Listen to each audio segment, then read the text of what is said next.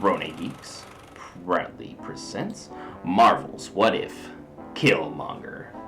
The following audio may contain coarse language and other materials that may not be for a younger audience. The opinions expressed in this audio are solely those of the speakers involved. These conversations may contain spoilers for current media such as games, comics, movies, television shows, and more. Grown Geeks makes no claim to ownership of various media discussed, simply the opinions expressed. Listener discretion is advised. Hey guys, we see you in our Facebook group, 1400 members strong. Be sure to join on, answer those questions, and then once you're one of those 1400, bring yourself on over to this beautiful YouTube page. Hit that subscribe button. It's free. We're at 144. We really need you guys to support. Hit that like button, hit that subscribe button. Be sure to hit that notification bell for all new content so you guys get everything you want, and we spend our time and effort, energy on projects you guys love and enjoy. And with anchor.fm/GrownyGeeks for the audio-only content. Without further ado, we got Marvel's What If Killmonger. We have a beautiful three-man panel for Marvel's What If. We got Limbo Tony, the Undead King. Up top, how we doing? Yo. Below me, the man, the myth, the Marvel. Or, for today's episode, the Watcher, who saw that coming. Will Parker, how we doing? Just my boy. Not bad, not bad. Shut up, Tony. If I position myself just right. You trying to get the bat ears directly over your head? For those who are listening to the audio-only version, Tony is just acting up because that's what he does. Without further ado, we have the Killmonger Tony Stark episode. Will, hit me with your thoughts and feelings, quick hits for this episode. About them feelings. Look, I saw this coming and stuff like that. I wanted to see. Of course you did. I wanted to see how they were going to do it, because this is the main thing was, when did he come across Tony and stuff like that? Was it before a certain point or was it after a certain point for when you did the rescue? So of course I thought it was kind of some setup. Maybe he'll have some type of armor or something like that, but he just, the drone thing or whatever. But everything was still going in the same direction that I expected it to. The reason being is Killmonger's upbringing did not change. All of that stuff stayed the same. So Killmonger's mindset wasn't changed. And so that he was still on that same path. He just went about it a different way. So, yeah, it is what it is. Marine Tony, hit us with your thoughts and feelings. We heard from one, let's hear from the other. I will say that I also was like, okay, when I saw it was What If Killmonger saved Tony, I was like, my first thought was, how the fuck is he over? Why is he over there? What is he doing? How did he get? And then it got explained. I like the way you did that. I do. And like Will said, he's still the same Killmonger, but for me, I think he's smarter. I think he's a lot more intelligent in this What If than he was in the main MCU. I think they showcase his intelligence a lot more. Yeah. I mean, he was still as calculating, but they showcase his actual technical knowledge a whole lot more. And because he outsmarted T'Challa. Yeah. Easily. And it was like, damn, for real? Because Challa is one of the top 10 Marvel intellects, period, out there. And he couldn't even stand up to Killmonger in this episode. It wasn't even funny how quick Killmonger dispatched of Black Panther. Because I think he knew that if he let him live for any length of time, he was going to be one of those battles. But I think if they would have fought, Killmonger still would have beat him. Killmonger was exceptionally more calculating, as you were saying. His intellect was shown much better. I was very happy that Michael B. Jordan came back once again to voice this character. I know they've had a very, very large amount of characters come back. I think Scarlett Johansson's like the main one who decided not to come back for various reasons, other than Chris Evans. So I think those two are the main two. So at the same time, I love what they've done. I really, really enjoyed this episode. I thought this was one of the stronger ones. It wasn't a big stretch for anything. It seemed like everything just fit directly into place as it should have throughout. And I will say that I love how they got rid of Obadiah, because that would have been Killmonger's main adversary for Tony. Oh yeah. And he dispatched him quickly. Right off the minute he got on the microphone, let me say something. I was like, oh shit, for real? That's what we doing now? Cause like he's like, okay, he seems like a good guy. He seems like a oh, and then he's like, okay, he's a good guy. He's a good. Okay, so I really need Now, to fool me once, shame on me. Fool me twice. What the hell am I doing? Fool me the third time. Okay, I see this coming. I will say I didn't expect him fucking up Tony though. Well, and I was looking at that, so at that freaking, I believe freaking Tony could have won that fight. Freaking had the robot not tossed him to the side. Like it had Killmonger, like you had him right there. You just had to crush him. And it's done. It's over with. Yep. But freaking, you know, and I don't know if this is more Tony or more like it's based off of freaking Killmonger, but Killmonger freaking in here said that he shows that he doesn't really like to play with his food. He gets right to the point. So if this thing was mimicking Killmonger, then that robot should have got right to the point and dispatched Killmonger once it had a hold of him. But Correct. it didn't. So that's freaking. I think that's where more of Tony's influence came in on the robot, and so that because Tony is a braggart, he wants to, showcase and stuff like that. He's got the So anime villain syndrome where I'll tell you my whole plan as it's unfolding. That's any villain, any Bond villain will do that. Yeah, that's so all. freaking, so that's what it came down to, and man, he got. Now, of course, where he got stabbed and stuff like that, freaking, yeah, I wouldn't call it. It was I don't know if it was an instant death or he passed out and died after or whatever. I don't really know. That wasn't a fatal. Yeah, it wasn't a fatal blow. Somebody. You had to be a little bit over further. He hit him more in the shoulder. Like he probably would have had no arm, but yeah, I mean the point was still made, so I understand. I get it. I know where they're going with it. So, all right, Tony, hit me with your highlight scene. I know you want to talk about it. My highlight. Let me tell you something. I like just shenanigans. My highlight was Shuri being a smartass. I loved everything about Shuri's character, especially her being so young. She reminded me of Ironheart. But just her attitude was like, I don't like you. Who are you? No, we shouldn't trust this. And then even during the battles where she made it seem like she trusted him, she still didn't, and she still did her homework. And then how she ended up hacking into all of Tony Stark's stuff and said, oh, it was easy. And then sitting down with Pepper Potts, I'm like, hey, let's do this. That right there put closure on this episode for me, which I didn't get in the goddamn zombie episode. I don't care what y'all say.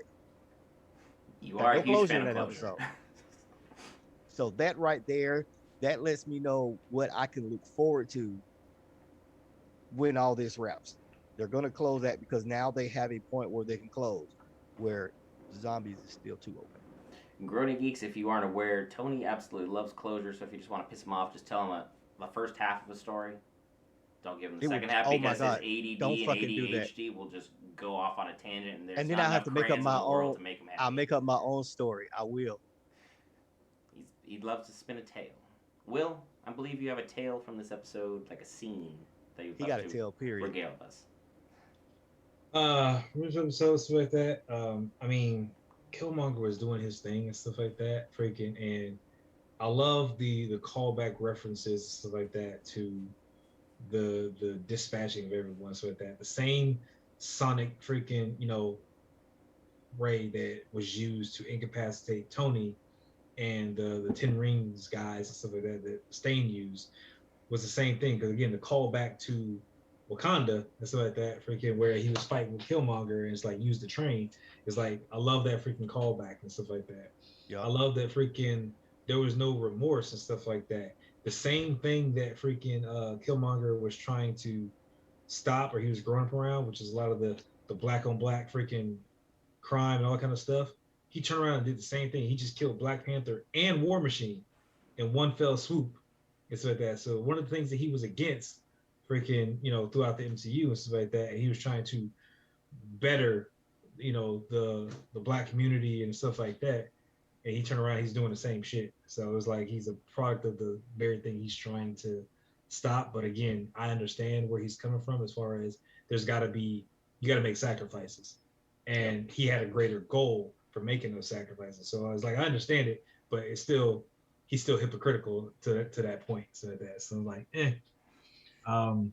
but no, he was taking out everybody. Like there was no slowdown for him, and I think that's the biggest thing that I enjoyed about this episode. It's just he literally was Killmonger for a reason, and he did not stop. It's like every move he did had an end game to that move.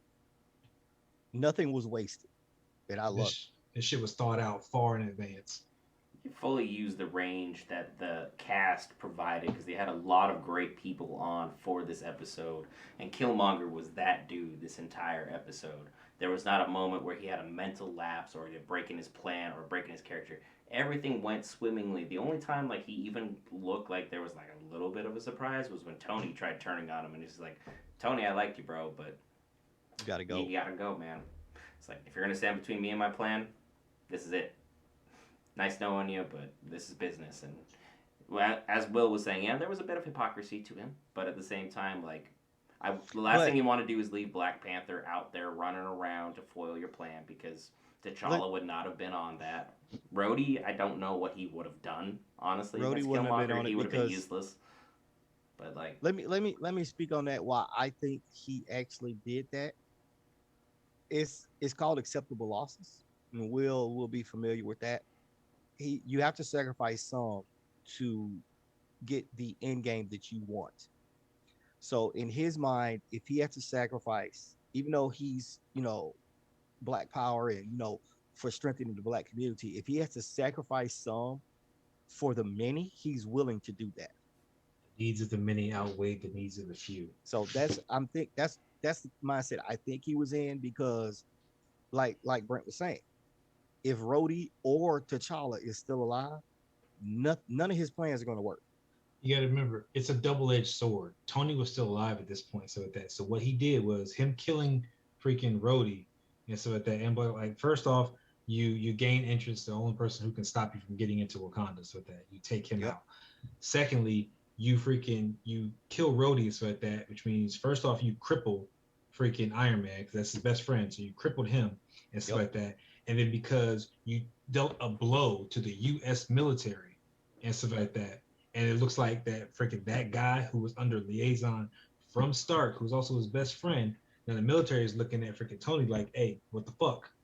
And now he just pitted what would have been Wakanda's, best enemy and stuff like that against Tony, and then used them to ally with to destroy them from the inside by taking all the product and stuff that he had them create.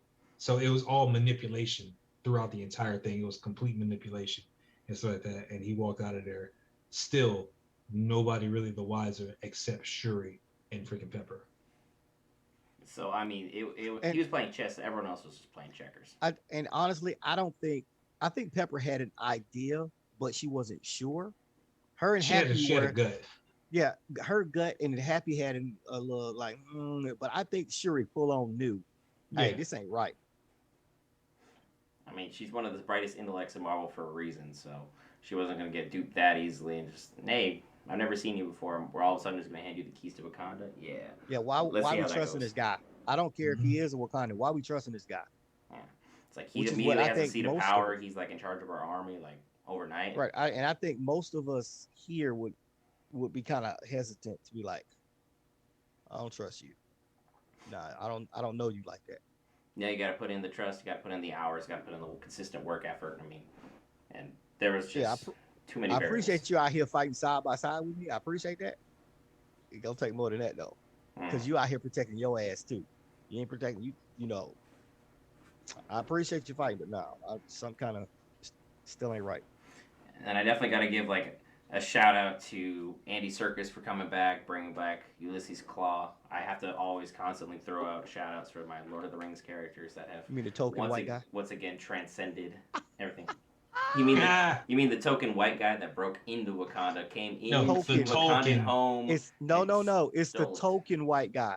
You That's missed what it. they were. That's I what they know were the calling it. pun. I'm just not acknowledging it because that's a booing. No, you pun. will I acknowledge do it. that. You will acknowledge it because that's like the greatest pun I heard when it first came out. I was like, that shit is hilarious It's like the token because white it's guy. true. It was both of them. They both were there. Token white guys. Shit was J.R.R. hilarious. Token, shout out to you, author of Lord of the Rings. Thank you for your works. Your grandson is writing more books, so I'll have more stuff to throw more money away on. So thanks for that. I have more stuff to go find. God watch. But anything else that I'll we have really more need to stuff talk to about this ignore. episode, or Did you say you have more stuff to ignore? How dare Carry you? on. So anyway, Yeah, we got Thor coming up next, and I think Party it's what if Thor? Thor Swerve. was the only child and stuff like that. Swerve So it. yeah, Will so with the we swerve. finna see what's going on and stuff like that. Again, like I said, I'm curious. Like I'm already confident that freaking they're gonna finish out this season strong. So with that, I want to say I think it was slated for 9 episodes. It could be up to 11 and so like that. And I'm pretty confident that they got a season 2 because they can what if the shit out of everything. It's Going so many forward. what ifs, it don't matter. Yeah. But I got a question. You think the Marvel zombies are going to be the main big bad in the final 2 episodes? If they I connect think everything as an interconnected universe somehow. Yeah, you think I because don't. remember in the book they do travel the multiverse. That is I the book, and the MCU has been very upfront that they are different. So This is I- still a I- what I- if. This is still a what if. It's still a what if like that. I think it's a good problem. I want to say it's a 50-50 probability that they could still be the big bad and stuff like that. that 'Cause tentacle you got to monster think, that showed up for like 3 episodes, though. I'm just saying, but there's a chance for that. I'm saying you got to think of what can you got to take everything that you've seen so far because you got to still remember we still got Dark Doctor Strange out there, but now Yeah. he's remorseful, so he might actually flip back. Yeah, it's possible. He'll still have his power, but now he's regretting his decision on what he did. And he has greater So, power than he had as regular Doctor as Strange. regular Doctor, so now he's more powerful. So you think if he reverts back to the good side, and now the zombies start to invade realities, everybody's gonna have to band together. And that's where for you see Thanos, he has all but one stone, so moving them Which through is where? realities Where's the time, last stone? and so that yeah. Because So we have this gotta episode and we have the Gamora episode. Oh, Yes. fucking space on it. Yeah, so I'm we got setting something it with again. we got something with the Sakaar. So I want to see what's going on with Sakaar and freaking the Grandmaster and stuff like that. So yeah, there's stuff happening. So we gonna see. Just let it play out for that, but we gonna see. Alright, I don't think there's really much else for us to discuss, so Growing Geeks, be sure to hit that like button, be sure to hit that subscribe button, ring that little notification bell, so you get notified anytime we do anything else on the Grown A Geeks YouTube page, and be sure to check us out at anchor.fm/Grown A Geeks. For Brent, just running hosts and keeping things semi-organized, because you know how we do. We got up top, Limbo Tony, the Undead King, who's just ready for his holla. Down below, Man, the Myth, the Marvel, Will Parkler. Thank you, gentlemen, for coming on and joining us. Buster. And without any further ado, hit it, Tony.